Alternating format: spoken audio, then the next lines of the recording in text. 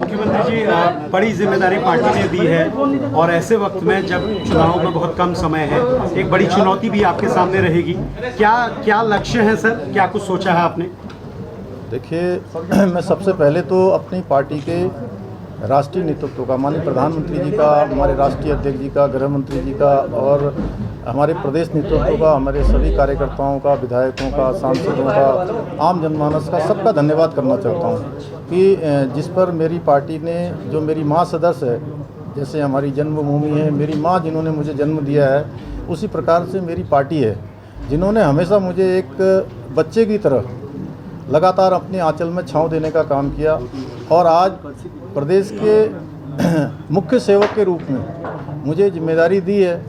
मैं अपने आप को निश्चित रूप से सौभाग्यशाली मानता हूं, क्योंकि हमारी पार्टी एक सामान्य कार्यकर्ता को इतनी बड़ी जिम्मेदारी तक पहुंचाने वाली पहली पार्टी होती है।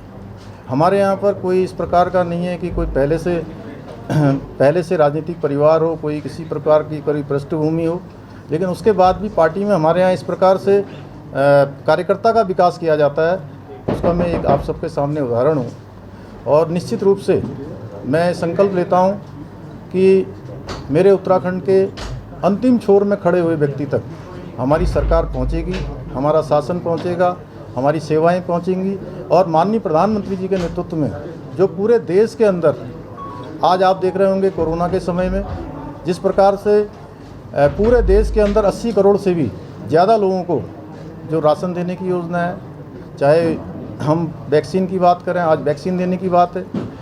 एक तरफ जहां दुनिया के दूसरे देश जो हमारे बीच में कोरोना वायरस लेकर आ रहे हैं, अपनी प्रयोगशालाओं में कोरोना वायरस का निर्माण कर रहे हैं, और वहीं विश्व बंधुत्व की भावना जो हमारी हमेशा से रही है, जो हमारा सनातन रहा है, कि उसको लगातार दूसरे देशों को भी, हमारे देश को तो दे ही रहे हैं। देश के अंदर आज 34 करोड़ से भी ज़्यादा लोगों को वैक्सीनेशन हो चुका है और दुनिया के दूसरे देशों को भी हमारा देश वैक्सीन देने का काम कर रहा है।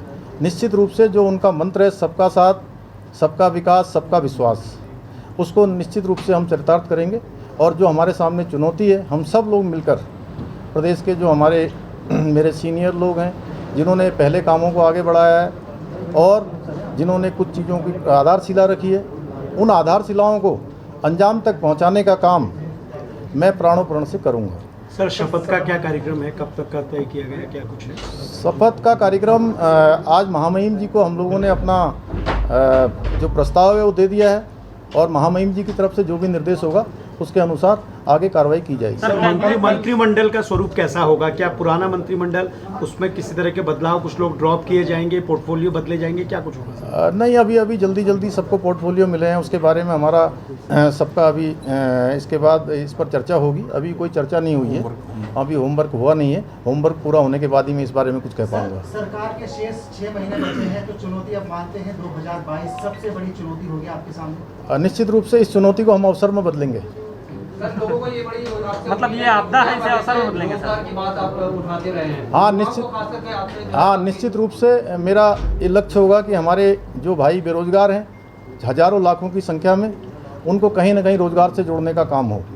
और जो उसके लिए मैं युवा मोर्चा का प्रदेश अध्यक्ष रहते हुए लगातार उसके लिए मैंने, चाहे वो विधानसभा का घेराव हो, चाहे हमारे रुद्रपुर में सिटकुल का घेराव हो, ऐसे बहुत सारे कार्यक्रम हम लोगों ने जो है स्थानीय जो हमारे यहाँ के उद्योग हैं, उन उद्योगों में रोज़गार मिले, सरकारी नौकरियों में उनको रोज़गार मिले, उसके लिए लगातार आंदोलन किए हैं, उसको आगे बढ़ाएंगे। और सारे प्रदेश के युवा जानते हैं कि निश्चित रूप से उन युवाओं के विश्वास को और दृढ़ करने का काम हम करेंगे। सर, 6 महीने का कार्यकाल है, आपदा प्रदेश भी ये कहा जाता है। आपने अभी कहा कि इस चुनौती को हम अवसर में बदलेंगे, तो चुनौती क्या ये आपदा थी जिसको आप अवसर में बदलेंगे?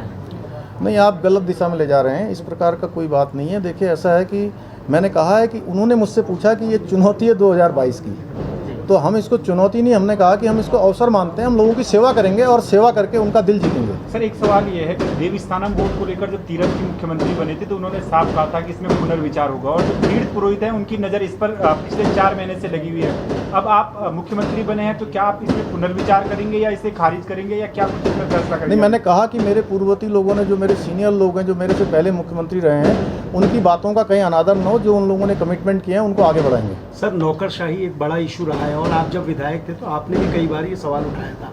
अब जब आप सीएम हैं तो कितना बदलाव हम इसमें देखेंगे?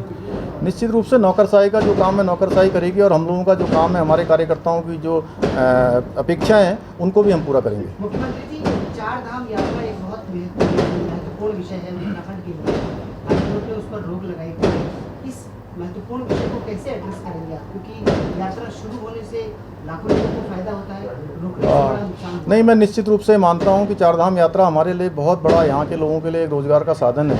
और बहुत सारे लोग आज जो चारधाम यात्रा रुकी हुई है उसके कारण से उनके घर परिवार चलना मुश्किल हो गया है। हम माननीय न्यायालय में इस बात को जो चल रही है उसको अपना पक्ष रखेंगे और उस पर जो है कोशिश करेंगे कि आगे करें। ठीक है सर। धन्यवाद।